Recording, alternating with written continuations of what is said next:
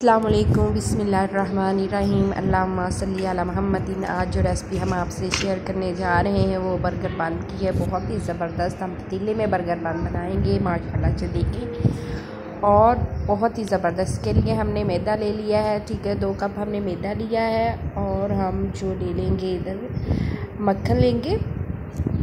मक्खन के हमने 3 से 4 चम्मच लेने हैं, आप घी भी ले सकते हैं। हमने ईस्ट ली है, भगोई हुई थी, और एग लिया है, और baking powder baking soda half चम्मच, और 2 चुटकी नमक लिया है, दही ले लिया है, और 1 कप हमने दूध लिया है, ठीक है। इस मैदे में हम सारी चीज़ें ऐड करेंगे और इसको गूंथ लेंगे। इस तरह से हमने 5 मिनट गूंदा है, और इसको हम रेस्ट के लिए रूम टेम्परेचर पे आधे घंटे के लिए रख देंगे, कवर अप करके। रूम टेम्परेचर पे रखना है, ठीक है, गर्म जगह पे रखना है। अगर सर्दी है तो आप इसे कवर करके किसी गर्म कपड़े से रख दें, ठीक है जी। हमारी डो माशाल्लाह से आधे घंटे बाद देखिए माशाल्लाह से बिल्कुल फूल चुकी है। अब हम इसके बर्गर बन इस तरह से पेड़ा बना लेंगे साइज़ का।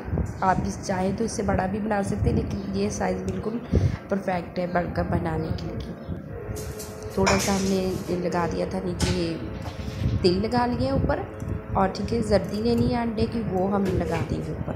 तो देखिए इससे कलर बहुत ही ज़बरदस्त और बहुत ही प्यारा आ जाता है, बेकरी जैसा कलर आ जाता है। बेकरी से कई गुना अच्छी बर्गर पान जो हम घर में बना लेंगे। अब हमने पतीला गर्म किया हुआ था 15 मिनट पहले, तो वो उसमें हम इसे रख देंगे, ठीक है। 30 से 40 मिनट रखेंगे। इसके दरमियान आपने देखना है, 20 मिनट के बाद हमने देखना है। देखिए जी गर्म था पतीला, तो हमने साइड में कपड़ा रख दिया। अब हम इसे कवर अप कर लेंगे ऊपर से। देखिए माशाल्लाह से हमारे जो बर्गर बन है बिल्कुल रेडी हो चुके हैं, बिल्कुल बाजार जैसे लग रहे हैं। हम अब इसे एहतियात से बाहर निकाल लेंगे। और ये देखिए माशाल्लाह से देखें कितने ज़बरदस्त बने हैं, और बहुत ही ज़्यादा सॉफ्ट, ये देखिए सॉफ्ट भी बने हैं।